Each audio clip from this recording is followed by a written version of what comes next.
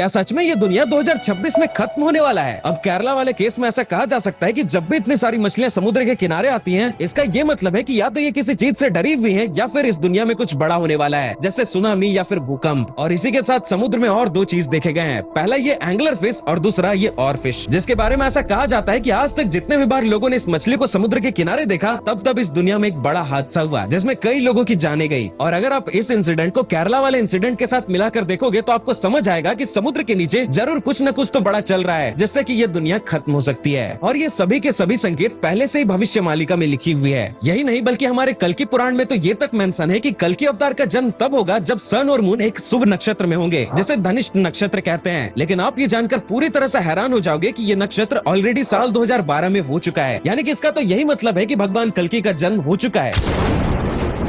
जी नहीं, क्योंकि दूसरी तरफ ऐसा माना जाता है कि कलयुग के अंत होने में अभी 4,26,874 साल अभी भी बाकी हैं। क्योंकि जब कलयुग का अंत होगा उस वक्त पूरी दुनिया में चारों तरफ अंधकार छा जाएंगी। गंगा, यमुना और सरस्वती स्वर्ग लोक यानी कि पूरी तरह से सूख जाएंगी और उस समय भगवान विष्णु के 10वें अवतार भगवान कल्कि का जन्म होगा। मगर जैसा कि आप जानते हैं कि अभी भी ये नदियाँ सूखी नहीं है, बल्कि सिर्फ और सिर्फ पॉल्यूट हुए हैं, तो लॉजिकली अभी तो कलयुग का अंत नहीं हो सकता है। लेकिन आने वाले समय में आपको बहुत सारे महामारी, भूकंप, सुनामी और कई सारे नेचुरल डिजास्टर्स देखने को मिल सकते हैं। दोस्तों एक बार कमेंट्स में हर हर महादेव जरूर लिखें।